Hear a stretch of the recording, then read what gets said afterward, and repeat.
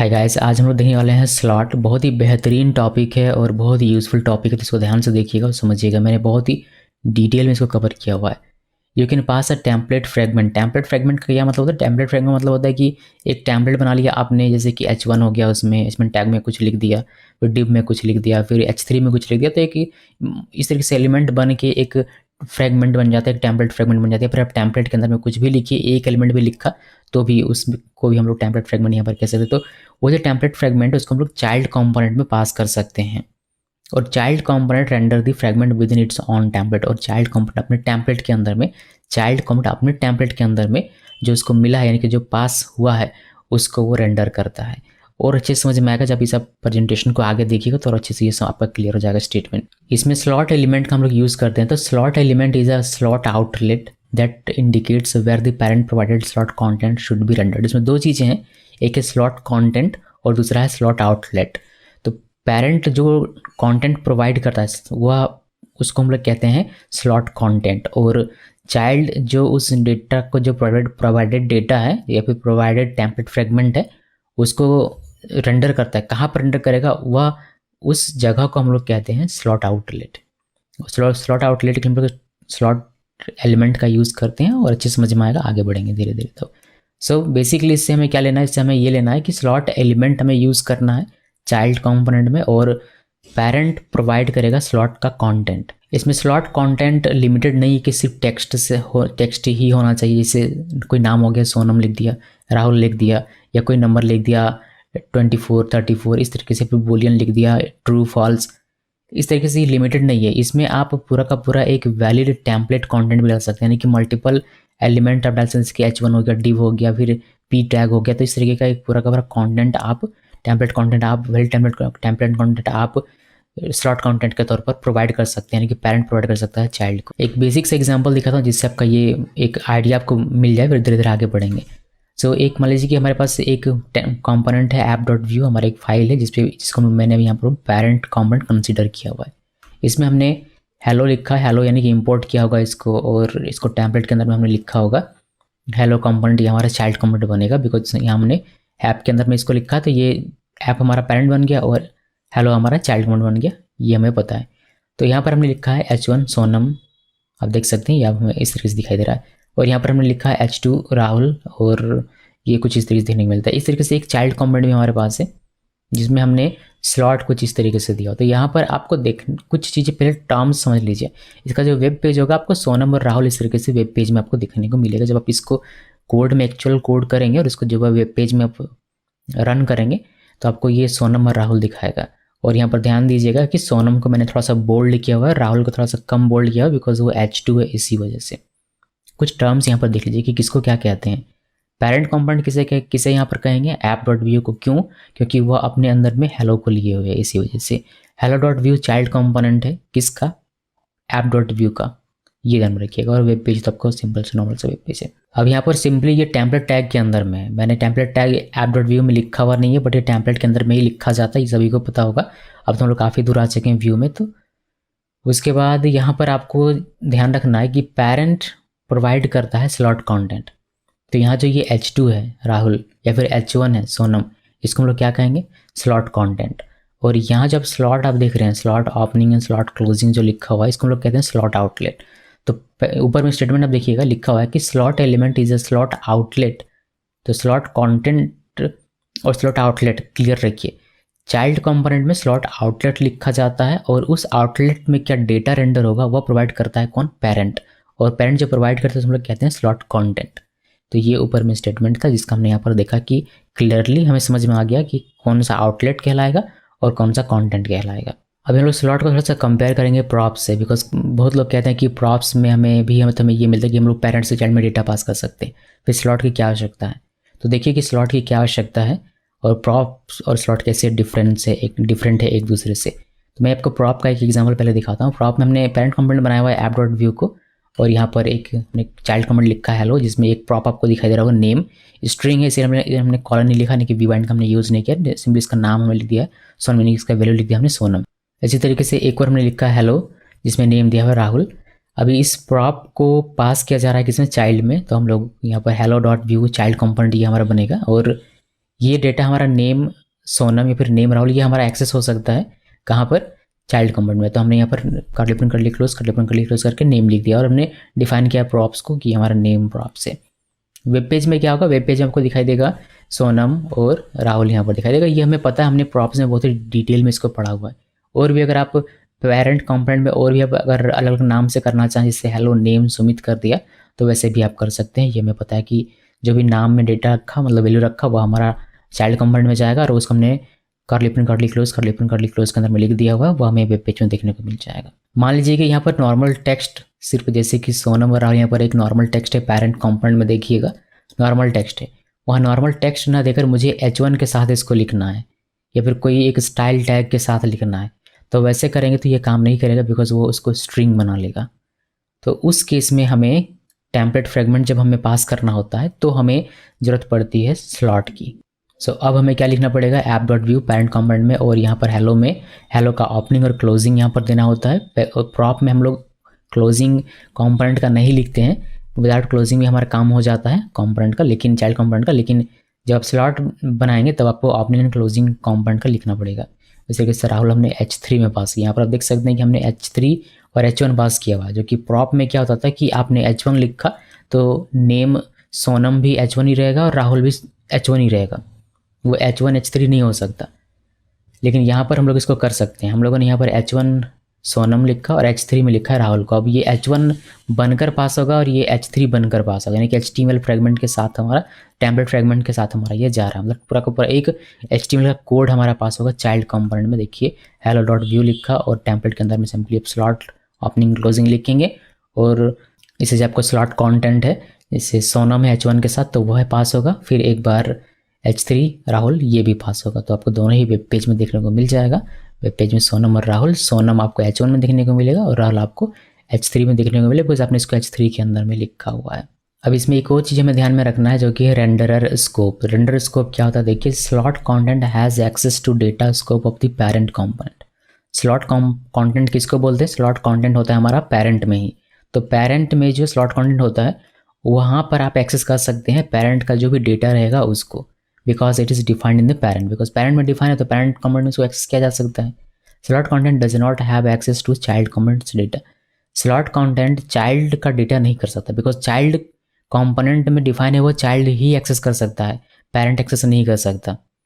इसी वजह से आपको ध्यान रखना है कि स्लॉट कंटेंट जो है वह सिर्फ अपने कंपोनेंट का डेटा एक्सेस कर सकता है। स्लॉट कंटेंट हम लिखते हैं कहाँ पर, पेरेंट कंपोनेंट में। तो पेरेंट कंपोनेंट में अगर कोई डेटा प्रॉपर्टी आपने लिखा तो उसका इस्तेमाल आप स्लॉट कंटेंट के रूप में कर सकते हैं, स्लॉट कंटेंट में कर सकते हैं, लेकिन चाइल्ड कंपोनेंट का डेटा आप नहीं कर सकते। उसी तरीके से चाइल्ड कंपोनेंट में जो आपका डेटा प्रॉपर्टी रहेगा उसको आप अपने चाइल्ड कंपोनेंट में यूज़ कर सकते हैं, यानी कि स्लॉट आउटलेट में यूज़ कर सकते हैं। अब पेरेंट का कोई भी डेटा यूज़ नहीं कर सकते। देखिए यहाँ पर एग्जांपल के तौर पर मैं आपको दिखाता हूँ। App dot view parent component लिखा, यहाँ पर हमने एक रेफ बनाया हुआ है, एक डेटा है हमारा सोनम। तो इसको आप इजीली एक्सेस कर सकते हैं कुछ इस तरीके से। अगर आप कंपोनेंट के अंदर में इसको एक्सेस करना चाहें तो भी आप इस तरीके से एक्सेस कर सकते हैं, ये भी आपका वर्क करेगा। अब जो कि ये पेरेंट में ही डिफाइन है डेटा तो इसको पेरेंट में एक्सेस किया जा सकता है, ये तो नॉर्मल सी बात है। अभी एक चाइल्ड कंपोनेंट हमने बनाया, इसमें हमने बनाया प्राइस और इसका 10 हमने वैल्यू दिया हुआ है। तो इसको इसके अंदर में यानी कि स्लॉट के अंदर में आप यूज़ कर सकते हैं या फिर आप टेम्पलेट के अंदर में अपना इस्तेमाल कर सकते हैं। लेकिन अगर आप कहेंगे कि नहीं मुझे चाइल्ड कंपोनेंट में चाहिए नेम, तो वो आपको नहीं मिलेगा, डायरेक्टली एक्सेस आपको नहीं मिलेगा। या फिर अपने पेरेंट कंपोनेंट में आप कहेंगे कि मुझे प्राइस चाहिए तो उसका डायरेक्टली आप एक्सेस नहीं ले पाएंगे। यहाँ पर ये हमारा स्लॉट आउटलेट हो गया और यहाँ पर हमारा ये स्लॉट कंटेंट हो गया। तो स्लॉट कंटेंट आपने पेरेंट में लिखा है तो पेरेंट का डेटा वो एक्सेस कर पाएगा और उसका इस्तेमाल कर पाएगा, चाइल्ड का नहीं कर पाएगा। चाइल्ड का कोई भी डेटा एक्सेस नहीं कर पाएगा स्लॉट कंटेंट, ये ध्यान में रखिएगा। यहाँ पर मैं अभी आपको स्लॉट कंटेंट दिखा दे रहा हूँ कि किसको कहते हैं और स्लॉट आउटलेट किसको कहते हैं वो दिखा दूँ ताकि आपके दिमाग में ये छप जाए। लेकिन कुछ देर के बाद हम लोग इसको लिखना बंद कर देंगे और मैं बताना भी बंद कर दूँगा, तो ये सारी चीज़ आप ध्यान में रखिएगा।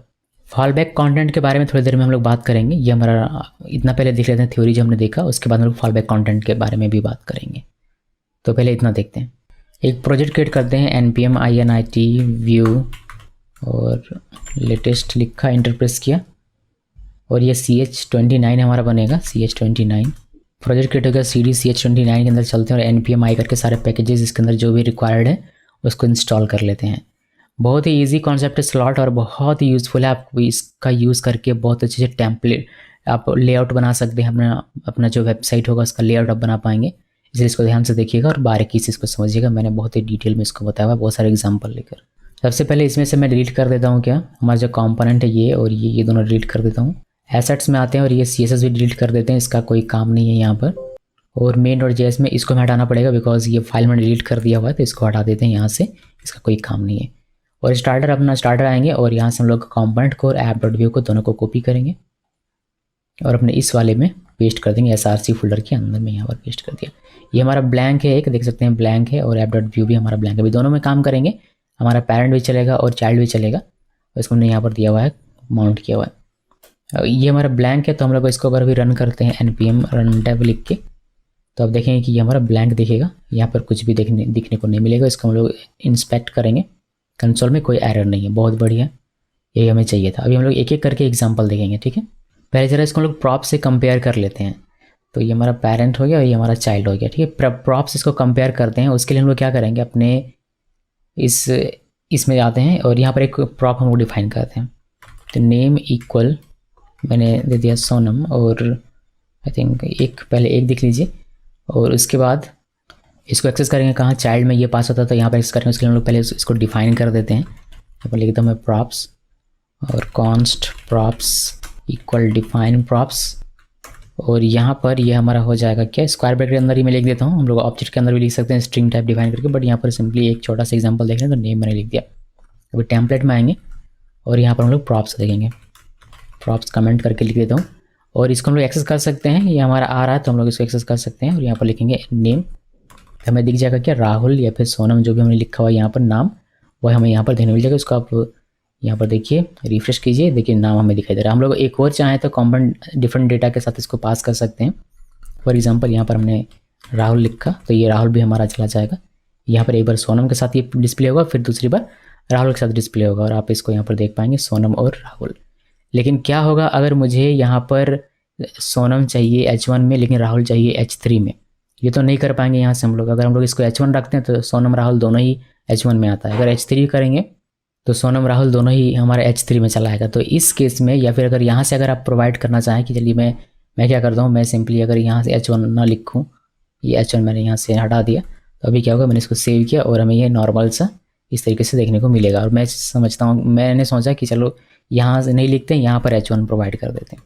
ये H1 यहाँ लिख दिया, और ये H1 यहाँ लिख दिया, और इसी तरीके से इसको भी हम लोग यहाँ से H3 कुछ इस तरीके से, और इसको H3 इस तरीके से। इसको सेव किया, सेव करने के बाद हम लोग समझ रहे हैं कि यहाँ पर हमें दिखेगा, लेकिन नहीं, ये एज ए स्ट्रिंग रेंडर कर दिया जाएगा। यहाँ पर आप देख सकते हैं, इवन अगर आप यहाँ पर इसको कॉलन देकर भी करें, यानी कि वी बाइंड का यूज़ करके भी आप करें, फिर भी ये आपका काम नहीं करेगा। उसने सेव किया, इसमें तो एरर आ जाएगा आपका, लेकिन इसमें भयंकर एरर आपका दे दिया।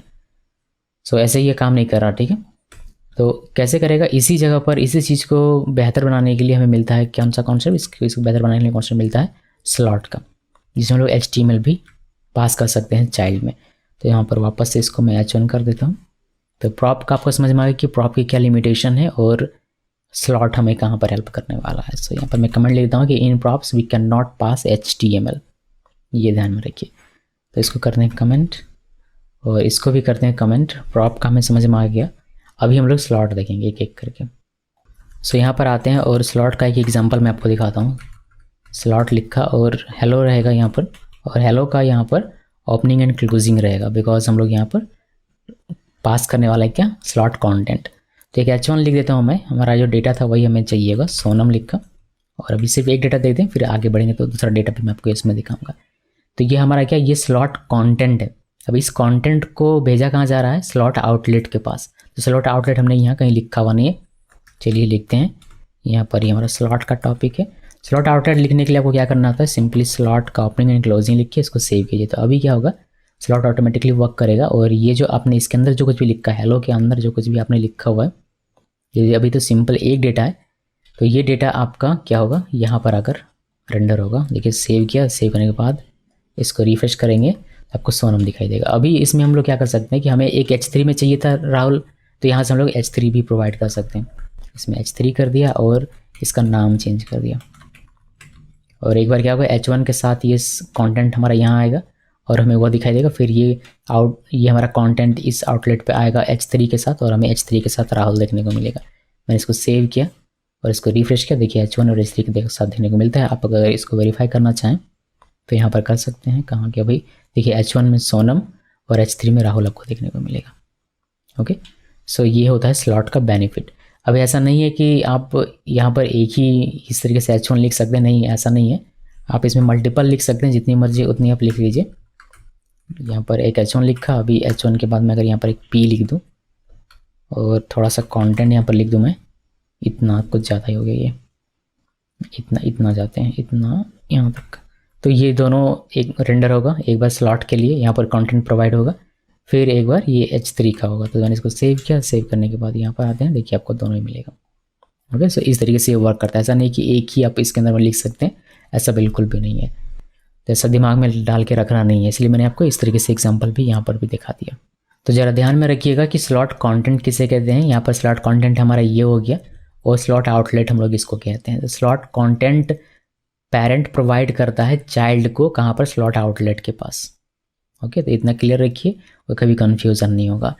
और रेंडरर स्कोप के बारे में अगर बात करूँ तो अगर आपने यहाँ पर कोई बनाया हुआ है कोई डेटा प्रॉपर्टी रेफ का यूज़ करके, फिर रिएक्टिव का यूज़ करके, तो उसको आप इस कंपोनेंट के अंदर में कहीं भी यूज़ कर सकते हैं। उस तरीके से अगर आपने चाइल्ड कंपोनेंट में कहीं कोई डेटा प्रॉपर्टी बनाया तो उसको चाइल्ड कंपोनेंट के अंदर आप यूज़ कर सकते हैं, उसको आप पैरेंट में यूज़ नहीं कर सकते। उस तरीके से पैरेंट का कोई डेटा प्रॉपर्टी आप चाइल्ड में यूज़ नहीं कर सकते डायरेक्टली। तो ये हो गया कॉन्सेप्ट हमारा यहाँ पर समाप्त। अभी आगे बढ़ेंगे और हम लोग देखेंगे फॉल बैक। देखिए फॉल बैक में क्या होता है वह समझिए। There are cases when it's useful to specify fall back, मतलब कोई डिफ़ॉल्ट कंटेंट आप प्रोवाइड कर सकते हैं for a slot to be rendered only when no content is provided. देखिए कभी कभी आपको ऐसा ज़रूरत महसूस होगा कि कोई डिफ़ॉल्ट कंटेंट प्रोवाइड कर दिया जाए, और वो डिफ़ॉल्ट कंटेंट तभी आपका रेंडर होगा जब आप कोई कंटेंट प्रोवाइड नहीं कर रहे होते हैं। समझ में नहीं आया, बड़ा कन्फ्यूज़न है। एग्जाम्पल देखिए आपको समझ में आएगा। जैसे कि एक पेरेंट कंपोनेंट में लिखा है app.view और इसको हमने लिख दिया हेलो। हेलो के अंदर में हमने इसमें कंटेंट है ये हमारा स्लॉट कंटेंट H1 सोनम। जैसे कि मैंने यहाँ कहा कि ये स्लॉट कंटेंट है हमारा। एक हमारा चाइल्ड कंपोनेंट है जिसमें हमने टेम्पलेट के अंदर में स्लॉट, जैसे कि आप देख सकते हैं यहाँ पर यूज़ किया, ये हमारा स्लॉट आउटलेट है। ये नॉर्मल सा है जिसमें हमने स्लॉट कंटेंट भी प्रोवाइड किया हुआ है और यहाँ पर डिफ़ॉल्ट कंटेंट आपको कहीं भी देखने को नहीं मिलता है। ये हमने एग्जाम्पल अभी कुछ देर में देखा, ये हमें वेब पेज में सोनम दिखाएगा। अब एक और एग्जाम्पल देखिए, हमने पेरेंट कंपोनेंट के अंदर में हेलो में आप देख सकते हैं कि कोई भी हमने स्लॉट कंटेंट इसमें प्रोवाइड नहीं किया हुआ है और चाइल्ड कंपोनेंट में आता है, और यहाँ पर हम लोग स्लॉट आउटलेट में डेटा लिख दे रहे हैं। तो इस केस में क्या होगा, इस केस में आपको वेब पेज में राहुल मिल जाएगा। ये हमारा स्लॉट आउटलेट हो गया और ये हमारा फॉल बैक कॉन्टेंट हो गया, हमें वेब पेज में राहुल देखने को मिलेगा। ध्यान से समझिए इस बात को कि हमने पेरेंट कंपोनेंट में कोई भी स्लॉट कंटेंट नहीं प्रोवाइड किया हुआ है।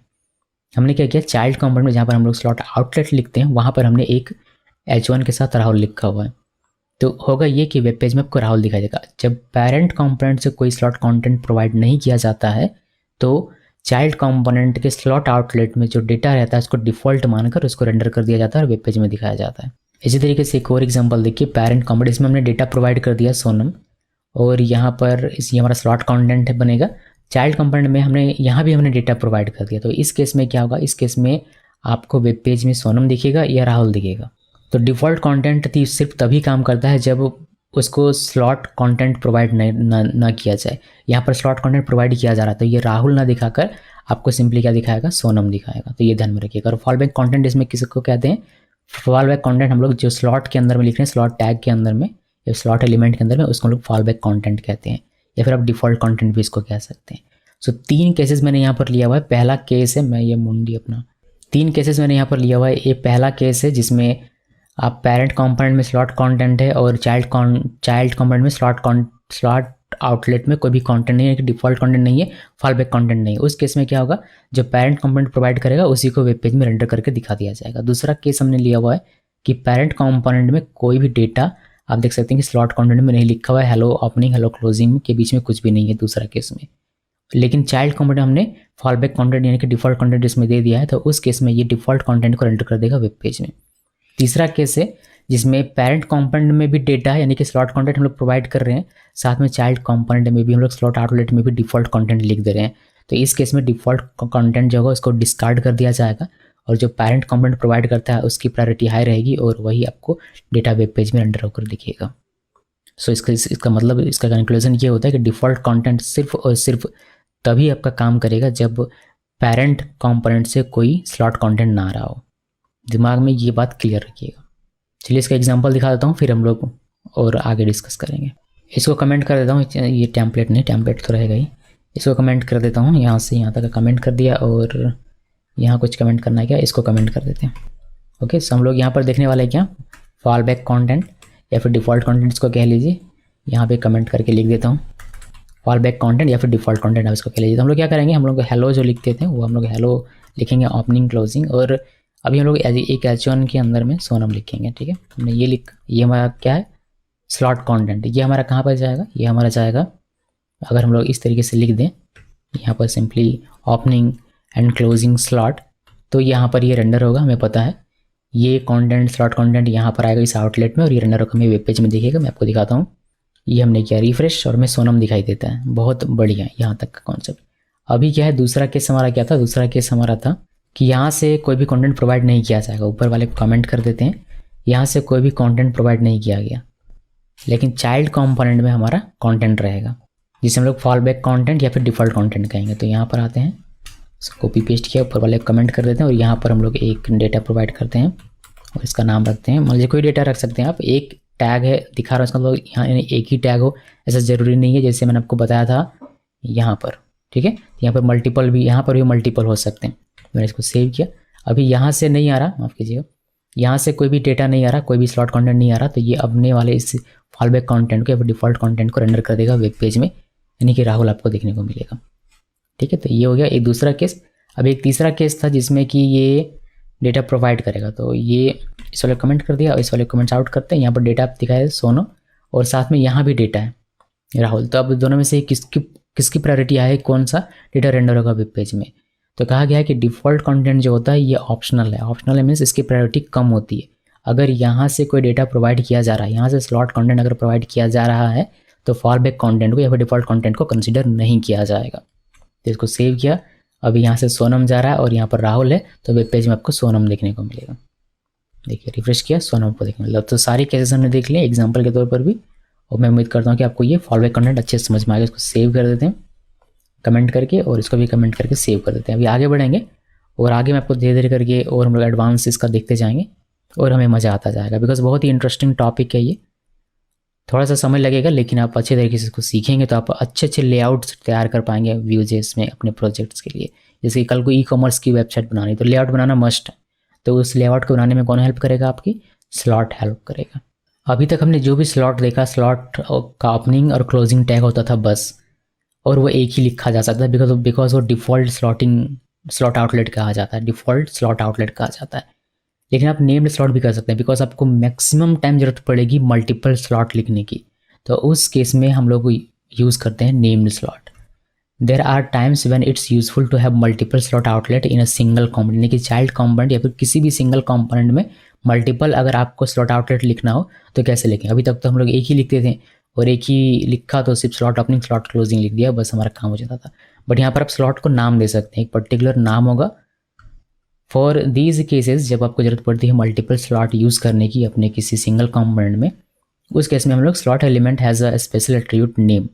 स्लॉट एलिमेंट में एक स्पेशल एट्रीब्यूट है जिसका नाम है name, which can be use to assign a unique ID to different slot, so you can determine where content should be rendered. तो इस स्लॉट आउटलेट में जो स्लॉट आपका एलिमेंट होता है उस पर आप नेम एट्रीब्यूट में एक यूनिक नाम या फिर यूनिक कुछ भी लिख दीजिए, कुछ भी मीन्स कोई भी डेटा लिख दीजिए, कोई भी वैल्यू लिख दीजिए, लेकिन वो यूनिक होना चाहिए।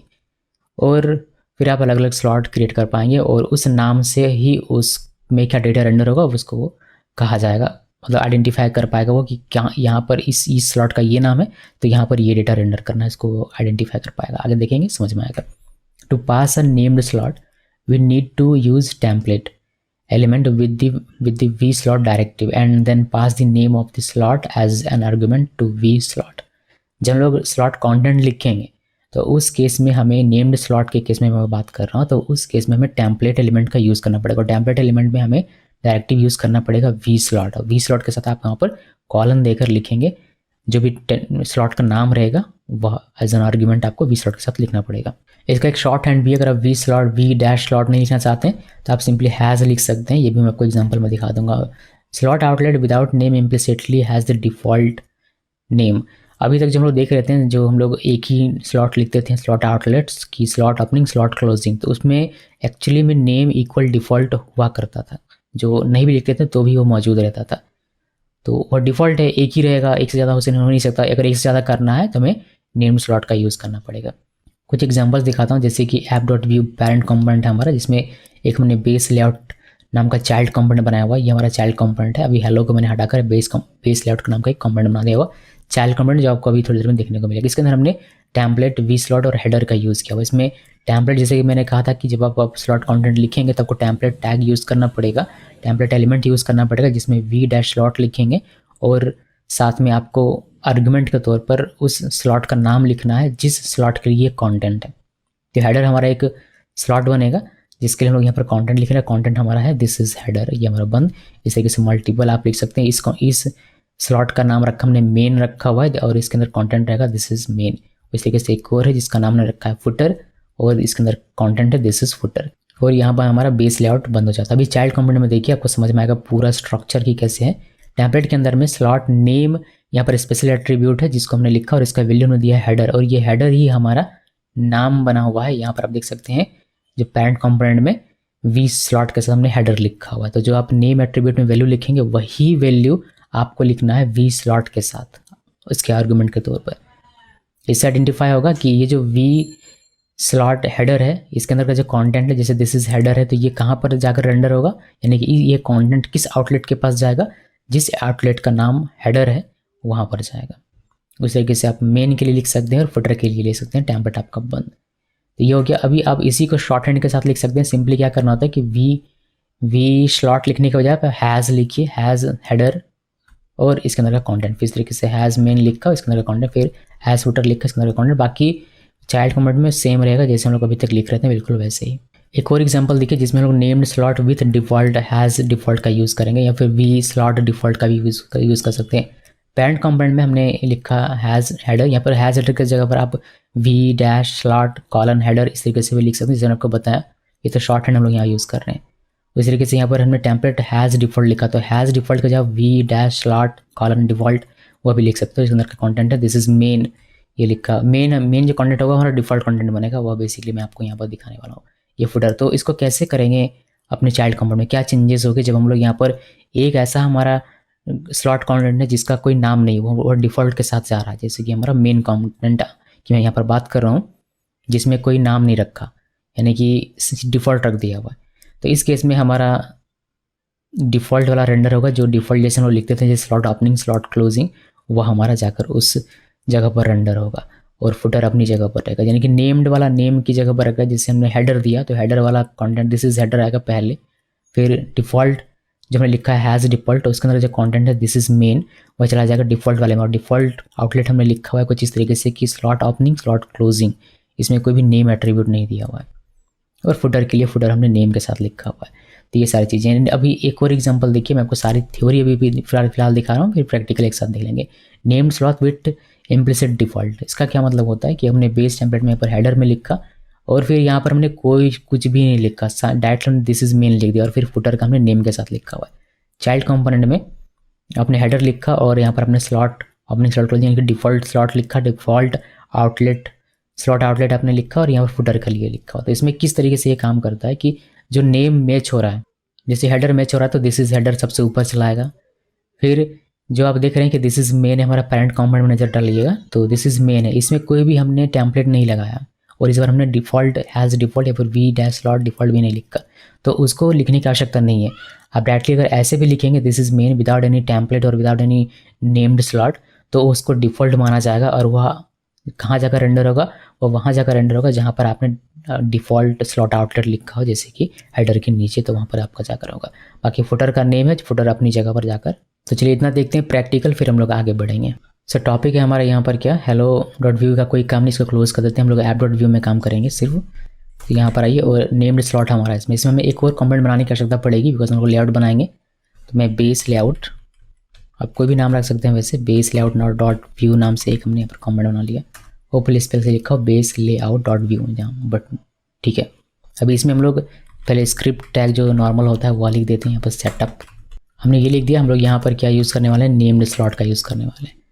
तो पहले यहाँ से हम लोग अगर देखें, यहाँ से नेम्ड स्लॉट तो कैसे कंटेंट लिखते हैं, यानी कि स्लॉट कंटेंट कैसे लिखेंगे, पहले तो इसको रेंडर कर लेते हैं। बेस लेआउट ये इंपोर्ट हो जाएगा और हमारा रेंडर भी हो जाएगा। तो अगर मैं इस तरीके से लिखूँ और पहले इसको चेक कर लेते हैं कि ये काम कर रहा है या नहीं, टेम्पलेट के अंदर में एक H1 लिखते हैं और यहाँ पर लिखते हैं बेस लेआउट को सेव किया और देखते हैं कि ये हमें दिखता ही नहीं। यहाँ पर आते हैं, बेस लेआउट हमें दिख रहा है, तो हमारा ये सही तरीके से काम कर रहा है, बहुत बढ़िया। इसको हमने चेक कर लिया, इसका कोई काम नहीं था, इसको डिलीट कर देते हैं और यहाँ पर हम लोग ओपनिंग एंड क्लोजिंग लिखेंगे। सो ये ओपनिंग हो गया और ये क्लोजिंग हो गया। तो इसके अंदर में हम लोग लिखते हैं अपना जो भी स्लॉट होगा वो। तो नेम्ड स्लॉट हम लोग यहाँ पर यूज़ कर रहे हैं, जिसके लिए हम लोग स्लॉट कंटेंट लिख रहे हैं और नेम के साथ हमें लिखना है। जैसे कि हमारा मान लीजिए कि यहाँ पर एक चाइल्ड कंपोनेंट में एक हमारे यहाँ पर मान लीजिए है स्लॉट, इसका नाम ने लिखा स्लॉट, ओपनिंग एंड क्लोजिंग देना है और यहाँ पर इसका नेम एट्रीब्यूट एक स्पेशल एट्रीब्यूट, इसका हमने नाम लिख दिया हेडर। तो यहीं पर आकर हमारा रेंडर हो जो डेटा हो हेडर का, उसके लिए आपको यहाँ पर भी मेंशन करना पड़ेगा। यहाँ पर टेम्पलेट का यूज़ करना है, जैसे कि मैंने आपको थियरी में बताया था। तो टेम्पलेट टैग लिखिए और यहाँ पर आपको v slot, v dash slot और कॉलन देकर हेडर। हेडर क्या है, हमारा हेडर नाम है। यहाँ जो आपने लिखा है वही चीज़ आपको यहाँ पर लिखना होता है। ये वी स्लॉट का आर्गुमेंट कहा जाता है। फिर इसके अंदर जो लिखेंगे वह हमारा यहाँ पर जाकर रेंडर होगा। तो जो भी यहाँ आप कंटेंट लिखेंगे वो आपका यहाँ इस स्लॉट में जाएगा। देखिए हम लोग एक है यहाँ पर लिखते हैं H1 दिस इज़ हेडर लिखा और इसको सेव किया। सेव करने के बाद हम लोग यहाँ पर आते हैं, इसको रिफ्रेश करें, देखिए आपको दिस इज़ हेडर देखने को मिलता है। उस तरीके से और भी हम नेम स्लॉट लिख सकते हैं। मैं एक और आपको दिखाता हूँ लिख कर। यहाँ पर हम लोग इसको मेन हेडर की जगह पर मेन लिखेंगे। इसको सेव किया। सेव करने के बाद सेम यहाँ पर भी वही होगा, एक टेम्पलेट टैग और आपको चाहिए होगा जिसमें बस नाम चेंज कर देंगे, यहाँ पर मेन कर देंगे और मैं इसको चेंज करता हूँ नाम, ताकि आपको अलग अलग दिखाई दे। इसको सेव किया। सेव करने के बाद यहाँ पर आते हैं, रिफ्रेश करते हैं, देखिए आपको this is header this is main दिखाई देगा। एक और देखिए फुटर, तो स्लॉट को कॉपी पेस्ट करेंगे और यहाँ पर सब नेम चेंज कर देंगे हम लोग। ये हमारा हो जाएगा क्या, फुटर। और फुटर में क्या रेंडर हो, क्या कंटेंट हो, उसके लिए हम लोग एक और HTML टेम्पलेट यहाँ पर लेंगे। बस इसका नाम चेंज कर दीजिए, यहाँ पर लिख दीजिए फुटर और यहाँ पर लिख देते हैं फुटर। इसको सेव कर दिया और अब देखेंगे कि आपका जो रिस्पेक्टिव जगह होगा अपना अपना, इसका हेडर सबसे ऊपर, मेन, फिर फुटर आपको देखने को मिलता है। तो ये किस तरीके से होता है, ये हमने कहा कि ये जो है ये हेडर है हमारा, इसलिए हेडर वाले स्लॉट, जहाँ पर भी हेडर स्लॉट होगा वहाँ पर जाकर ये कंटेंट जाना चाहिए। तो ये हमारा सबसे ऊपर में है, मतलब यहाँ की मैं बात नहीं कर रहा, ये हमारा कंटेंट है और ये कंटेंट इस स्लॉट में जा रहा है। ये स्लॉट सबसे ऊपर है तो आपको हेडर का कंटेंट सबसे ऊपर यहाँ पर देखने को मिलता है। उसके बाद हमारा मेन है तो मेन कंटेंट यहाँ से ये आ रहा है तो ये आपको देखने को मिलता है। उसके बाद हमारा यहाँ पर फुटर है तो आपको फुटर यहाँ पर देखने को मिलता है। अगर आप इसको चेंज करते थे, ये जो ऑर्डर इसको चेंज करते, फॉर एग्जाम्पल मुझे मेन ऊपर में चाहिए तो मैंने मेन को ऊपर कर दिया। अभी क्या होगा, मेन का कंटेंट आपने यहाँ मिडिल में लिखा हुआ है, बट ये यहाँ पर किस तरीके से लिखा हुआ वो माने रखो। तो मेन आपका ऊपर में है तो मेन कंटेंट जो आपका होगा वह आपका ऊपर देखने को आपको मिलेगा। देखिए दिस इज मेन कंटेंट दिख रहा है। तो ये है, आपको ध्यान में रखना है ये सारी चीज़ें। अभी इसको मैं नीचे कर देता हूँ और जैसा था वैसे ही कर देते हैं। अभी इसमें एक शॉर्ट हैंड आपको दिया गया, वी स्लॉट ऐसा लिखने की आपको आवश्यकता नहीं है। अगर आप यहाँ पर, मैं एक्चुअली कमेंट नहीं, इसको पूरे को कॉपी पेस्ट कर लेता हूँ, यहाँ से तक कॉपी पेस्ट किया और उसके बाद इसको कमेंट करते हैं। तो शॉर्ट हैंड में आपको दिखा रहा हूँ, यानी कि ये एरर क्यों आ रहा है भाई। ओके हमने ऊपर वाले को कमेंट, ओके हमने गड़बड़ किया क्या, नहीं गड़बड़ नहीं किया, हमने बस इसको लिया हुआ नहीं कमेंट के लिए। तो यहाँ पर हमने शॉर्ट हैंड यूज़ करें, यानी कि named slot with short hand हम लोग यहाँ पर देख रहे हैं। तो मैं लिख देता हूँ named slot with short hand. यहाँ पर क्या करना होता है कि वी डैश स्लॉट कॉलन नहीं लिखना है, जहाँ जहाँ भी ये लिखा हुआ है वहाँ बस आपको हैज़ कर देना। तो मैंने सभी जगह एक साथ कर दिया। देखिए has header, has name, has main, has footer, बाकी सारा काम यानी कि चाइल्ड में ये इस तरीके से ही नेम किया जाएगा। कोई यहाँ पर अलग कुछ लिखने की आवश्यकता नहीं और ये हमारा सही तरीके से काम करेगा। तो आपको कहीं कहीं अलग अलग कोड देखने को मिल सकता है, इसलिए मैंने दोनों ही आपको दिखा दिया। देखिए हमारा सही तरीके से काम करे। इसमें भी ऑर्डर यहाँ से मायने रखिएगा कि किस ऑर्डर में आपने यहाँ लिखा उसी ऑर्डर में आपका कंटेंट दिखेगा। सो ये है शॉर्ट हैंड है जिसका आप यूज़ करना चाहें, आप वी स्लॉट का यहाँ से ऐसे यूज़ कर लीजिए या फिर शॉर्ट हैंड इस तरीके से यूज़ कर लीजिए, जैसे मर्जी आप वैसे इसको यूज़ कर सकते हैं। इसके बाद मैं आपको दिखाता हूँ कि जो हमारा डिफ़ॉल्ट था वह कैसे वर्क करेगा। तो इस पूरे को कॉपी पेस्ट करते हैं और इसको कमेंट कर देते हैं। तो इसमें से क्या करेंगे, इसमें से हम लोग एक को डिफ़ॉल्ट बना देंगे। तो यहाँ पर हम लोग देख रहे हैं क्या, विद हैज़ डिफ़ॉल्ट, या फिर विद आप इसको वी स्लॉट डिफ़ॉल्ट भी कह सकते हैं, ठीक है। हमने तो शॉर्ट हैंड यूज़ किया तो शॉर्ट हैंड का ही मैं आपको दिखा रहा हूँ, लेकिन ये वी स्लॉट के साथ भी लिखा जा सकता है। तो हम लोग क्या करेंगे, ये नेम रहेगा हेडर वाला, ये नेम के साथ रहेगा, ये फुटर नेम के साथ रहेगा, इसको हम लोग डिफ़ॉल्ट बना देंगे। यहाँ पर सिंपली डिफ़ॉल्ट लिख दीजिए, ये डिफ़ॉल्ट लिख दिया। अब ये यहाँ पर कैसे दिखेगा भाई, अब यहाँ तो हमने मेन नेम लिखा हुआ है। अगर मैं इसको यहाँ पर अभी आपको दिखाऊँ, देखिए मेन हमारे यहाँ से गायब हो गया, बिकॉज ये नेम्ड है और यहाँ पर मेन नाम का कोई भी टेम्पलेट नहीं है। उस केस में ये आपका दिख नहीं रहता, इसको आपको डिफ़ॉल्ट बनाना पड़ेगा। जब आप इस तरीके से लिखते हैं तो यहाँ पर एक्चुअली में नेम इक्वल डिफ़ॉल्ट इस तरीके से होता है, ठीक है। इस तरीके से डिफ़ॉल्ट यहाँ पर लिख दिया जाता है, इसको कॉट के अंदर में यहाँ पर ये डिफ़ॉल्ट कुछ इस तरीके से लिख दिया जाता है। तो जब आप डिफ़ॉल्ट वाला, जैसे कि हमने यहाँ पर अभी ये नेम सेम सेम मैच कर रहा है, इसको सेव कर दिया। सेव करने के बाद अभी आप इसको देखेंगे, रिफ्रेश करेंगे तो आपको यहाँ पर मेन दिखाई देगा, बट इसको लिखने की आवश्यकता नहीं होती। जब आप इसको नहीं लिखते हैं तो इसको ऐसे ही माना जाता है कि हाँ वहाँ पर नेम एट्रीब्यूट में डिफ़ॉल्ट लिखा हुआ है। अब इसको रिफ्रेश कीजिए, आपको ये कुछ इस तरीके से देखने को मिल जाएगा।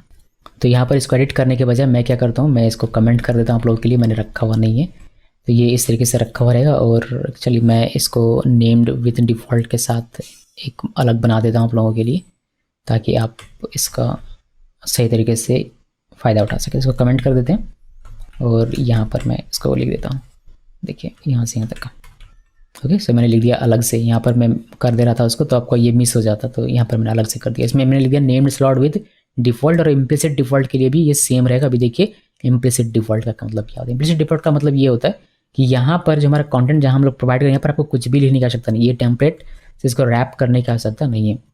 सिंपली हमने क्या लिखा, ये एक नाम रहेगा और ये एक नाम रहेगा, लेकिन इसका कोई भी नाम नहीं रहेगा, और ना ही हमने इसको टेम्पलेट के अंदर में लिखा, और ना ही हमने इसको डिफ़ॉल्ट हैश करके दिया हुआ है, ना ही वी स्लॉट डिफ़ॉल्ट दिया हुआ है, फिर भी ये डिफ़ॉल्ट माना जाएगा। ये इम्प्लिसिट डिफ़ॉल्ट लिखने का तरीका है। ये हेडर के वाले के पास चला जाएगा और ये डिफ़ॉल्ट माना जाएगा इम्प्लिसिट डिफ़ॉल्ट, और ये इस डिफ़ॉल्ट वाले के पास जाएगा, और फिर ये नेम्ड वाला यानी कि फुटर वाले के पास जाएगा, और आपको कंटेंट यहाँ पर देखने को मिल जाएगा। देखिए रिफ्रेश किया, वो दिख जाएगा। आप इसको ऊपर नीचे करेंगे, यहाँ का ऑर्डर चेंज करेंगे, जैसे कि ये डिफ़ॉल्ट वाले ने ऊपर कर दिया तो डिफ़ॉल्ट ऊपर दिखेगा, और डिफ़ॉल्ट में क्या है, दिस इज़ मेन, तो आपको दिस इज़ मेन कॉन्टेंट आपको ऊपर में देखने को मिलेगा, ओके। जैसे मैंने कहा था कि ऑर्डर यहाँ से मायने रखता है, और आप एक ही डिफ़ॉल्ट लिख सकते हैं, मल्टीपल डिफ़ॉल्ट नहीं सीख सकते। जैसे कि इसको अगर मैं यहाँ पर एक बार कॉपी पेस्ट कर दूँ, सेव किया, तो इस केस में क्या होगा कि हमारा जो दिस इज़ मेन है वो 2 बार आ जाएगा, जो कि हम लोग चाहेंगे नहीं। तो इसलिए डिफ़ॉल्ट 2 बार नहीं लिखा जाता, एक बार ही लिखा जाता है। तो चलिए मैंने यहाँ भी इसको हटा दिया हुआ, ये डिफ़ॉल्ट के साथ एक बार मैं आपको दे देता हूँ आप लोगों को। तो ये तो मेरा काम है, खैर वैसे ये इस तरीके से लिखना था, और इसको कमेंट कॉपी पेस्ट किया और यहाँ पर इसको पहले कमेंट कर देता हूँ। ये हैज़ डिफ़ॉल्ट के साथ है, और यहाँ पर इम्प्लिसिट डिफ़ॉल्ट के साथ हम लोग इसको लिख देंगे। तो अलग से मैं बना देता हूँ ताकि आप लोग इसको एग्जामिन कर सकें, बस इसीलिए इतनी मेहनत एक्स्ट्रा हो रही है। ये लिखना नहीं है और यहाँ से ये नहीं लिखना, ठीक है। बस वैसे हो गया, पुराने वाले जैसा अभी हमने जो थोड़ी देर पहले देखा था उसी के जैसा। चलिए ये सही तरीके से काम कर रहा है। तो ये था named slot with implicit default, ये कैसे आपको यूज़ करना होता है वो। अभी हम लोग एक और इसमें टॉपिक देखेंगे जिसमें लोग डेटा कैसे पास करते हैं वह देखेंगे, यानी कि अगर आपका डेटा कुछ यहाँ पर है उसको कैसे यहाँ पर एक्सेस किया जा सकता है वह देखेंगे। सो इसको कर देते हैं कमेंट, और इसको भी कमेंट कर देता हूँ यहाँ से यहाँ तक का, बिकॉज इसमें अब नहीं आएंगे हम लोग। तो इसको मैंने कमेंट कर दिया, और नीचे देखेंगे यहाँ पर अभी हमें एक और एग्जांपल देखना है जो कि है हमारा स्कोप्ड स्लॉट नेम्ड वाला। जब देखेंगे तब यहाँ पर आएंगे। सो देखिए थ्योरी में पहले आपको दिखाता हूँ, फिर हम लोग इसमें आएंगे तो अच्छे से समझ में आएगा। देखिए स्कोप्ड स्लॉट क्या होता है। There are cases where it could be useful if a slot's content can make use of data from both the parent scope and child scope, यानी कि चाइल्ड स्कोप का डेटा भी अगर हमारा स्लॉट कंटेंट जो कि पेरेंट कंटेंट में होता है वह यूज़ कर पाए तो फिर कमाल ही हो जाए। यानी कि पेरेंट कंटेंट अपना डेटा तो यूज़ कर ही सकता है, साथ में चाइल्ड का डेटा भी यूज़ कर पाएगा, वो हम लोग देखते हैं स्कोप्ड स्लॉट में। तो इसके लिए क्या करना पड़ेगा, to achieve that we need a way for the child to pass data to a slot when rendering it. तो चाइल्ड से डेटा पास किया जाएगा पेरेंट के पास। We can pass attributes to a slot outlet, we can pass attributes to a slot outlet just like passing props to a component. तो slot outlet जहाँ पर लिखते हैं, तो कहाँ लिखते हैं हम लोग, चाइल्ड कंपोनेंट में लिखते हैं, तो वहाँ पर हम लोग एट्रीब्यूट पास कर पाएंगे। जिस तरीके से जो रूल्स आपने प्रॉप्स में देखा था कि प्रॉप्स को कैसे लिखते हैं, क्या क्या चीज़ें वहाँ हो सकती हैं, वही सारी चीज़ें यहाँ पर भी अप्लाई होती हैं स्लॉट आउटलेट में, ठीक है। लेकिन यहाँ प्रॉप्स इसको ना कहकर इसको हम लोग कहते हैं स्लॉट का एट्रीब्यूट। इसमें दो चीज़ें हमें देखनी है, जब हम लोग डिफ़ॉल्ट यूज़ करते हैं, डिफ़ॉल्ट स्लॉट आउटलेट यूज़ करते हैं तब, और दूसरा मैं आपको दिखाऊंगा जब नेम स्लॉट यूज़ करेंगे तब कैसे यूज़ करते हैं। पहले डिफ़ॉल्ट के साथ देखिए, जैसे पेरेंट कंपोनेंट एक हमारा ऐप डॉट व्यू, इसमें हमने लिखा है स्लॉट प्रॉप्स। ये स्लॉट प्रॉप्स क्या है आपको समझ में आ जाएगा। और चाइल्ड कंपोनेंट को लेकर आते हैं पहले, तो इसको थोड़ा सा ठीक से समझिए। मैंने चाइल्ड कंपोनेंट में यहाँ पर आप देख सकते हैं टेम्पलेट के अंदर में स्लॉट लिखा हुआ है, डिफ़ॉल्ट स्लॉट है बिकॉज इसका कोई नाम नहीं है, जिससे कि आप देख सकते हैं नेम एट्रीब्यूट इसमें नहीं यूज़ करना है। मैं आपको नोट दिखा देता हूँ।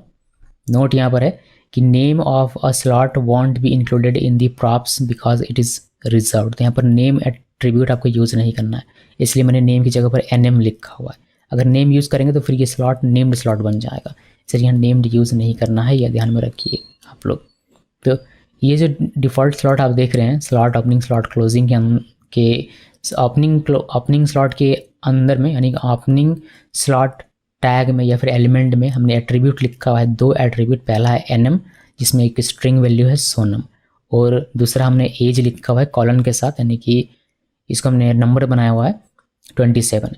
तो ये हमारा क्या हो गया, ये हमारा कहलाता है पूरा का पूरा स्कोप्ड स्लॉट आउटलेट। और जो आप एट्रीब्यूट देख रहे हैं उसको हम लोग कहते हैं स्लॉट प्रॉप्स, ठीक है, या फिर इस स्लॉट का एट्रीब्यूट, जो भी आप कहना चाहिए, लेकिन टेक्निकली इसको स्लॉट प्रॉप्स कहते हैं, तो वो ध्यान में रखिए। और यहाँ पर जब देख रहे हैं पेरेंट कंपोनेंट में, इसे हम लोग कहते हैं स्कोप्ड स्लॉट कंटेंट।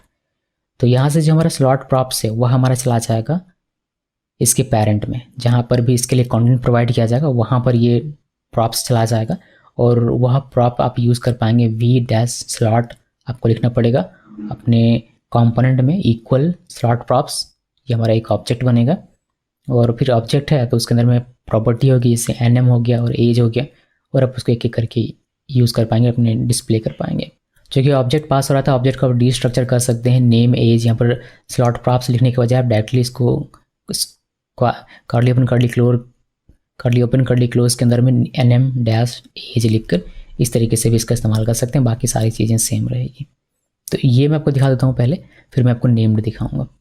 इसका कोई काम नहीं है बेस लेआउट का, इसको क्लोज कर देते हैं, और hello.view में ही मैं आपको ये दिखा दूंगा। तो यहाँ पर आते हैं और पहले कमेंट लिख देता हूँ मैं। यहाँ पर आकर कमेंट लिखते हैं, स्कोप्ड स्लॉट देख रहे हैं जिसमें सिंगल स्लॉट डिफ़ॉल्ट हम लोग देख रहे हैं, और वही चीज़ हम लोग यहाँ पर हेलो में लिख देते हैं। ओके, सो यहाँ पर अगर हम लोग स्लॉट डिफ़ॉल्ट स्लॉट अगर कोई प्रोवाइड करते हैं सब ओपनिंग एंड क्लोजिंग, तो यहाँ पर आप प्रॉप्स स्लॉट प्रॉप्स भी प्रोवाइड कर सकते हैं। NM इक्वल सोनम, ये कॉट के अंदर में लिखना है सोनम। इसमें चूँकि ये स्ट्रिंग है इसी वजह से हमें यहाँ पर कॉलन इस तरीके से नहीं लिखना है, ठीक है। लेकिन एज लिखेंगे तो एज हमारा स्ट्रिंग बन जाएगा। अगर ऐसे लिखेंगे 27 तो बट ये हमें नंबर में चाहिए तो हम लोग यहाँ पर कॉलन लिख देते हैं। ये मैंने प्रॉप्स में पढ़ा होगा वो डिटेल में। तो ये स्लॉट प्रॉप्स जो है वो चला जाएगा कहाँ पर, जहाँ भी इसका कंटेंट प्रोवाइड किया जाएगा वहाँ पर। इसको चलिए पेरेंट में चलते हैं यहाँ पर, और यहाँ पर लिखते हैं हेलो, और ये हेलो हो गया। और यहाँ पर इसका कंटेंट रहेगा, मान लीजिए कि हमने एक H1 बनाया इसके अंदर में, और यहाँ पर नेम लिखा नेम, और यहाँ पर अभी अगर मैंने सोनम लिख दूँ उसी तरीके से एज यहाँ पर लिख देते हैं एज, और यहाँ पर एज दे दीजिए मान लीजिए कि 21 लिख दिया, इसको सेव किया। तो अभी क्या होगा, अभी ये होगा कि हमने चूँकि अगर मैं इसको नहीं लिखता हूँ अभी कुछ देर के लिए, ठीक है, इसको मैंने हटा दिया। तो अभी क्या होगा, अभी ये होगा कि ये हमारा जो कंटेंट है, ये कंटेंट है स्लॉट कंटेंट, ये हमारा रेंडर होगा कहाँ पर, इस आउटलेट में जाकर। इसको सेव किया, सेव करने के बाद यहाँ पर आते हैं, रिफ्रेश करते हैं, हमें ये दिखाई देता है। लेकिन मुझे क्या करना है, मुझे अपने चाइल्ड कंपोनेंट से या पेरेंट कंपोनेंट में डेटा प्रोवाइड करना है। पेरेंट कंपोनेंट अपना डेटा प्रॉपर्टी तो यूज़ कर ही सकता है, लेकिन अगर चाइल्ड कंपोनेंट का डेटा प्रॉपर्टी यूज़ करना हो तो कैसे करेगा, उसके लिए हम लोग यहाँ पर यूज़ करते हैं स्लॉट प्रॉप का। जब मैंने यहाँ पर लिखा NM सोनम और एज लिखा 27, ये चला जाएगा यहाँ पर पेरेंट के पास। और ये इसको यूज़ करने के लिए आपको क्या करना पड़ेगा, v-slot, और यहाँ पर आपको इक्वल, और ये चूँकि एक ऑब्जेक्ट के तौर पर आता है तो ऑब्जेक्ट कोई भी नाम रख सकते हैं आप, लेकिन लोग यहाँ पर स्लॉट प्रॉप्स रखते हैं तो ये नाम रखा। अभी आप इसको डिस्प्ले करेंगे, आई बिलीव ये डिस्प्ले होना चाहिए कुछ इस तरीके से, स्लॉट प्रॉप्स। देखते हैं, इसको सेव किया, और यहाँ पर अगर देखेंगे आप, मैं थोड़ा सा जूम कर दूँ इसको आप लोगों के लिए। देखिए आपको यहाँ ऑब्जेक्ट के तौर पर ही दिखा था। तो हम लोग स्लॉट प्रॉप्स डॉट NM करेंगे तो सोनम मिल जाएगा, स्लॉट प्रॉप्स डॉट एज करेंगे तो 27 मिल जाएगा। तो चलिए ये करके दिखाता हूँ। तो यहाँ पर इस तरीके से स्टैटिक डेटा लिखने के बजाय हम लोग उसका यूज़ करेंगे, जो डेटा हमें आ रहा है मिल रहा है वो स्लॉट प्रॉप्स डॉट nm, और सेम इसी तरीके से एज के लिए भी इसको कॉपी किया और यहाँ पर पेस्ट कर देते हैं और यहाँ पर सिंपली एज लिख देना। इसको सेव किया, सेव करने के बाद हमारा nm से क्या रहा, सोनम, वो दिखेगा। एज में कितना रहा 27, तब वो 27 देखने मिलेगा। ये मैं यहाँ से हटा देता हूँ। इसको सेव किया, सेव करने के बाद यहाँ पर रिफ्रेश करेंगे, देखिए मैं डेटा दिखाई देता है। अब एक चीज़ यहाँ ध्यान रखिएगा, ऐसा नहीं है कि यहाँ से हमें कोई स्ट्रिंग या फिर कोई नंबर ही पास करना है। कोई डेटा प्रॉपर्टी भी हो, जो भी प्रॉप में आपने सीखा होगा, वो सारे काम आप यहाँ पर कर सकते हैं, बिकॉज ये एक तरह का प्रॉप ही है। अभी चूंकि ये ऑब्जेक्ट के तौर पर यहाँ आता है तो हम लोग इसको डी स्ट्रक्चर कर सकते हैं। मैं इसको डी स्ट्रक्चर करके आपको दिखाता हूँ। कॉपी पेस्ट किया, ऊपर वाले को कमेंट कर देते हैं और यहाँ पर आप इस तरीके से लिखने के बजाय सिंपली डी स्ट्रक्चर कीजिए। डी स्ट्रक्चर जब करते हैं तो यहाँ पर जो लिखा गया नाम वही लिखना है, nm और एज। nm लिखा कॉमा एज, ये हो गया। और आपको बस ये लिखने की आवश्यकता नहीं है, यहाँ से हटा दीजिए और ये भी लिखने की आपको आवश्यकता नहीं है। आपका अच्छे तरीके से ऐसे भी काम करेगा। यहाँ ये इसको रिफ्रेश, देखिए ये काम कर रहा है। तो ये हमारा हो गया क्या, डिफ़ॉल्ट के साथ जब आप सिंगल डिफ़ॉल्ट, यानी कि जब आप डिफ़ॉल्ट इस तरीके से लिखते हैं, उस केस में कैसे यूज़ करना है इसका एट्रीब्यूट्स का या फिर स्लॉट प्रॉप्स का, वो हमने यहाँ पर देखा। अब चलिए मैं आपको दिखाता हूँ नेम्ड, यानी कि नेम्ड वाला अगर स्लॉट हो तो कैसे उसको यूज़ करना है, उसके बारे में जानकारी। सो उसके लिए पहले थ्योरी, नेम्ड स्कोप्ड स्लॉट हम लोग यहाँ पर देख रहे हैं। मैं डायरेक्ट आपको एग्जांपल दिखा रहा हूँ। App dot view parent component है ये हमारा। इसमें बेस लेआउट में हमने लिखा टेम्पलेट और यहाँ पर हेडर, और यहीं तक हम लोग लिखा करते थे। बट आपको अब इक्वल लिख कर और जो आपका स्लॉट प्रॉप आएगा उसको यहाँ पर हैंडल करना है। तो हेडर प्रॉप्स लिख के हमने इसको हैंडल कर लिया। इसके अंदर में डेटा रहेगा, आप उसको इस हेडर प्रॉप्स को यूज़ कर सकते हैं। इसके अंदर में जो भी डेटा रहेगा वो आपको देखने को मिल जाएगा। उसी तरीके से मेन प्रॉप्स मेन के लिए, फिर उसी तरीके से फुटर प्रॉप्स। और चाइल्ड कंपोनेंट में आप देखेंगे तो हमने पास किया हुआ यहाँ पर आप देखिए एक नेम एट्रीब्यूट। तो नेम एट्रीब्यूट रिजर्व्ड है, वह क्या बनेगा, नाम बनेगा इस स्लॉट का। वह आपको प्रॉप्स में नहीं मिलेगा। लेकिन HDR जो हमने लिखा हुआ है, H जिसका वैल्यू है, वह आपको मिल जाएगा हेडर प्रॉप्स में। उसी तरीके से मेन के लिए जो हमने लिखा हुआ है नेम इक्वल मेन, ये मेन आपको मेन प्रॉप्स में नहीं मिलेगा, वह नाम है इस स्लॉट का। लेकिन आप mn जो मैंने लिखा हुआ है, m जिसका वैल्यू है, वह आपको मेन प्रॉप्स में मिल जाएगा। उस तरीके से फुटर के लिए भी है। सो ये है आपका। और यहाँ पर ध्यान रखिएगा कि name of a slot want be included in the props because it is reserve. जैसे कि मैंने आपको बताया कि नेम एट्रीब्यूट एक स्पेशल एट्रीब्यूट है, वह इंक्लूड नहीं किया जाएगा प्रॉप में। वह यूज़ किया जाता है नेम के तौर पर, इस स्लॉट को एक यूनिक नाम देने के लिए। अभी नेम्ड स्कोप्ड स्लॉट है तो आप इसमें शॉर्ट हैंड भी यूज़ कर सकते हैं। आपको बस हैज़ यूज़ करना, हैज़ हेडर लिखा और इक्वल देकर जो आपको प्रॉप्स का नाम लिखना चाहें वो दे सकते हैं। सभी में बिल्कुल वही है, वी स्लॉट हटाकर हमने बस हैज़ लिख दिया हुआ है। बाकी जो चाइल्ड में है वो एज इट इज़ वैसे का वैसे ही रहेगा। तो चलिए ये दिखाता हूँ और हमारा कॉन्सेप्ट यहाँ पर समाप्त हो जाएगा स्लॉट का। तो यहाँ पर हम लोग देख रहे हैं क्या, यहाँ पर हम लोग देख रहे हैं स्कोप्ड स्लॉट में नेम्ड स्कोप्ड स्लॉट। तो ये ध्यान रखिए, अभी नेम्ड है तो हम लोग बेस लेआउट अपना निकाल लेते हैं। हेलो डॉट व्यू में नहीं देखेंगे, बेस लेआउट में देखेंगे। तो मैं यहाँ पर इसको निकाल के यहाँ पर भी कमेंट में लिख देता हूँ। तो ये सारी चीज़ें अभी हम लोग इसमें नेम्ड, पहले मैं आउटलेट लिख देता हूँ, फिर हम लोग यहाँ पर आकर उसको लिखेंगे, मतलब कंटेंट को लिखेंगे। तो पहले आउटलेट लिख देता हूँ। आउटलेट में क्या क्या हमारा रहेगा, मान लेते हैं कि नेम्ड चुकी है तो स्लॉट लिखा ये नॉर्मली, और यहाँ पर नेम लिखा करते हैं हम लोग, जो नॉर्मल सा है वो हेडर ऐसे लिख दिया। तो एक ये हो गया। अभी इसमें ऐसे तो कर ही सकते हैं, ये तो हमारा नेम स्लॉट बन गया इस वजह से। लेकिन इसमें आप स्लॉट प्रॉप भी पास करते हैं जो कि पेरेंट के पास जाएगा, यहाँ पर कंटेंट में इसको एक्सेस किया जा सकेगा। तो उसको कैसे पास करते हैं, जैसे कि HDR नाम से मैं एक पास कर रहा हूँ और यहाँ पर सिंपली H लिख देते हैं। आप चाहें तो कोई भी बड़ा सा डेटा लिख सकते हैं, ये चला जाएगा यहाँ पर। चलिए आपको दिखाता हूँ। तो हमें क्या करना पड़ेगा, कोई सा भी ऊपर से कॉपी कर लें, कोई सा भी कॉपी कर लीजिए, नेम्ड ये वाला, जैसे ये कॉपी कर लिया मैंने, और यहाँ पर आते हैं, पेस्ट करते हैं। पेस्ट करने के बाद कमेंट्स आउट करते हैं। और इतना नहीं लिखूँगा मैं अभी सिंपली इतना लिखता हूँ। ठीक, इतना लिखा। अभी ये हमारा, अगर ये ना लिखूँ मैं, ये HDR ना लिखूँ, तो आपको पता है कि ये हमारा सही तरीके से काम करेगा, बिकॉज हमने नेम दे दिया हुआ है। और नेम दिया है तो ये भी वी स्लॉट हेडर, ये कि ये जो कंटेंट है स्लॉट कंटेंट, ये यहाँ पर इस आउटलेट में आकर रेंडर होगा। तो इसको सेव किया। सेव करने के बाद आप यहाँ पर देखेंगे, आपको दिखाई देगा दिस इज़ हेडर, ये हमें पता है। लेकिन यहाँ से आप डेटा भी अपने पेरेंट में भेज सकते हैं। उसके लिए हम लोग यहाँ पर स्लॉट प्रॉप का यूज़ करते हैं। इसको हम लोग वापस से HDR H लेकर आते हैं और इसको यहाँ पर कैसे एक्सेस करना है, यहाँ पर एक्सेस करने के लिए आपको इसके आगे यहाँ पर इक्वल सिंबल देकर यहाँ पर लिखना पड़ेगा हेडर प्रॉप्स। यहाँ पर अपनी मर्जी से कोई भी नाम लिख सकते हैं, बट एक बढ़िया सा नाम होना चाहिए जो समझ में आए। हेडर प्रॉप्स हमने लिखा, बिकॉज ये हेडर कंपोनेंट हेडर स्लॉट के लिए प्रॉप्स है, तो हमने हेडर प्रॉप्स यहाँ पर लिखा। अब हेडर प्रॉप्स हमारा एक ऑब्जेक्ट है जिसके अंदर में जितने भी यहाँ पर प्रॉप्स होंगे वो सारे होंगे। अभी तो एक आपको दिख रहा है ना, मैं यहाँ पर मैं और भी लिख सकता हूँ, जैसे मैंने आपको दिखा था अभी कुछ देर पहले डिफ़ॉल्ट वाले के साथ। तो सारा का सारा ऑब्जेक्ट प्रॉपर्टी के तौर पर इस हेडर प्रॉप्स में आएगा, जिसको आप यहाँ पर एक्सेस कर सकते हैं। अगर आप इसको करें कुछ इस तरीके से, header props dot mn, mn क्यों, बिकॉज हमने mn यहाँ पर, माफ़ कीजिएगा mn नहीं, hdr होगा, यहाँ पर हमने hdr लिख देना। ये hdr जो कि हमने यहाँ पर लिखा हुआ है, ये वाला, ये प्रॉपर्टी है इस ऑब्जेक्ट के लिए, तो वो हमें दिखाते हैं। मैं इस ऑब्जेक्ट को भी आपको प्रिंट करके दिखा सकता हूँ। वैसे हेडर कीजिएगा, हेडर प्रॉप्स को सेव कर दीजिए, इसको रिफ्रेश करते हैं और यहाँ पर आप देख पाएंगे आपको h दिखाई देगा। देखिए h दिखाई दे रहा है हेडर प्रॉप्स डॉट hdr से, और यहाँ पर देखिए आपको इस हेडर प्रॉप्स पूरा का पूरा हमने प्रिंट किया था, उसमें एक आपको प्रॉपर्टी दिखाई दे रहा है। और भी होता तो आपको कॉमा देकर यहाँ पर देखने को मिल जाता, जिसको आप ऑब्जेक्ट, जैसे ऑब्जेक्ट एक्सेस कर दें जाओ वैसे आप एक्सेस कर पाते। तो ये अभी आप जो कि नेम्ड है तो मल्टीपल कर सकते हैं। एक और मैं आपको करके दिखा रहा हूँ, जैसे कि मेन का क्या, एक और फुटर का कर देते हैं। यहाँ पर मेन, और इसका नाम चेंज करके कर देता हूँ फुटर, और इसमें hdr की जगह पर mn कर देते हैं, और इसमें सिंपली एक और लिख देता हूँ m, और ये हमारा हो जाएगा ये ftr, और यहाँ पर f लिख देता हूँ। अभी ये लिखा तो हमें यहाँ पर अलग अलग लिखना पड़ेगा। अभी हम लोग इसको अगर कॉपी पेस्ट करें, इस वाले को कॉपी पेस्ट किया, और ये मैं हटा देता हूँ इसमें से, ठीक है, ये हटा देते हैं यहाँ से भी और यहाँ से भी।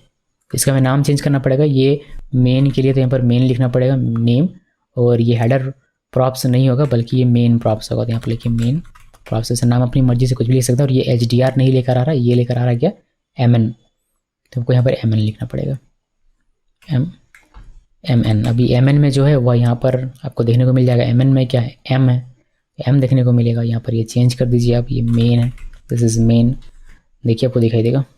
तो hdr के लिए h दिखाई दे रहा है और mn के लिए m दिखाई दे रहा है। अपना अपना डेटा अपने अपने कंटेंट में जा रहा है, बहुत अच्छी बात है। उसी तरीके से फुटर का भी दिखा देता हूँ। यहाँ पर आना है और सिंपली इसको चेंज करना है, यहाँ पर लिखना है फुटर, सभी जगह मैंने एक साथ कर दिया, और ये फुटर का f मैं कैपिटल कर देता हूँ, इसको सेव किया। तो फुटर का जो भी होगा, जैसे ftr f है तो ftr हमें यहाँ लिखना पड़ेगा, यहाँ पर mn ना लिख कर ftr लिखना पड़ेगा। तो ये हमारे यहाँ पर चलाएगा, और f लिखा हुआ था f आपको यहाँ पर देखने को मिल जाएगा। तो ये है कि आप अपने चाइल्ड से कोई डेटा प्रोवाइड करना चाहें, भेजना चाहें पेरेंट में, जो कि कंटेंट में ये यूज़ कर सके, तो इस तरीके से आपको करना है। अभी यहाँ पर डेटा लिख कर भी आप कर सकते हैं, ये तो हमने स्ट्रिंग दे दिया हुआ है, लेकिन ये यहाँ से रेफ भी हो सकता है, रिएक्टिव डेटा भी हो सकता है। अभी इसका शॉर्ट हैंड मैं आपको दिखा देता हूँ, ये इसका शॉर्ट हैंड, यानी कि वी स्लॉट आपको नहीं लिखना, आप हैज़ लिख कर भी काम कर सकते हैं। तो इसी को कॉपी पेस्ट करते हैं, कॉपी पेस्ट किया, यहाँ पर एक बार इंटरप्रेस कर दूँगा, अलग अलग देखिए, इसको कमेंट कर देता हूँ, कमेंट किया, और यहाँ पर बस ये वी स्लॉट है और कॉलम दिख रहा है, इसको सभी को हटा दीजिए, मैं सभी को एक साथ हटा देता हूँ, और हैज़ लिख देना। ये ऐसे भी आपका काम करेगा, आप ऐसे लिखें या फिर शॉर्ट हैंड में ऐसे लिखें, दोनों ही आपका काम करने वाला है। इसको रिफ्रेश करते हैं और एक वैसे तरीके से काम करेगा। अब चूँकि ये हेडर प्रॉप्स ये एक ऑब्जेक्ट है, तो आप इसको डिस्ट्रक्चर भी कर सकते हैं अगर करना चाहें तो, जैसे मैंने आपको डिफ़ॉल्ट में दिखाया था। तो बस इसमें इतना ही है स्लॉट में, और कुछ है नहीं। तो मैं इसको कर देता हूँ कमेंट आप लोगों के लिए, और ऊपर से मैं आपको थोड़ा सा कमेंट आउट करके दिखा देता हूँ। एग्जांपल एक प्रॉप का आप चेक कीजिएगा, मैं आपको स्लॉट से यहाँ से दिखाता हूँ। तो यहाँ से आई थिंक ये हाईलाइट कर देना बेहतर रहेगा, और ये चला जाएगा कहाँ पर, ये मैं करता हूँ कमेंट, बिकॉज ये सबसे नीचे वाला नहीं देखना, आपको सबसे ऊपर से देखना है जब भी देखना है।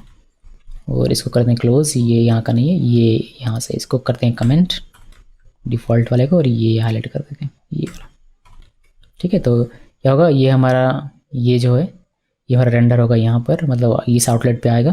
अरे यार क्या क्लिक हो गया, ये रेफरेंस क्लिक हो गया, कोई नहीं। तो ये हमारा चलाएगा कहाँ पर, ये जो हमारा है कंटेंट, स्लॉट कंटेंट, ये हमारा आएगा यहाँ पर, और आपको देखने को मिलेगा। इसको सेव करते हैं, सेव करने के बाद एक बार रिफ्रेश करके देख लेते हैं दिख रहा है या नहीं। हाँ दिख रहा है, और इसको हाईलाइट कर देता हूँ ना, इसको हाईलाइट किया, और ये भी हमें मिल जाएगा यहाँ पर। चलिए बढ़िया। सो ये है हमारा, क्या है ये हमारा स्लॉट का पूरा टॉपिक, जो कुछ भी था सब मैंने आपको बता दिया, और बहुत ही डिटेल में हमने समझा है। और मैं उम्मीद करता हूँ कि इसको समझने के बाद जब मैं आपको एक प्रोजेक्ट दिखाऊंगा, अभी नहीं पूरा व्यू खत्म कर लेते हैं, उसके बाद मैं आपको प्रोजेक्ट भी दिखाऊंगा जहाँ पर हम लोग इसी स्लॉट का यूज़ करेंगे लेआउट क्रिएट करने के लिए, तब आप उसको अच्छे तरीके से जल्दी पकड़ पाएंगे, बिकॉज आपने बेसिक्स यहाँ पर देख लिया हुआ है। इस वीडियो को देखने के लिए आप सबका बहुत बहुत धन्यवाद।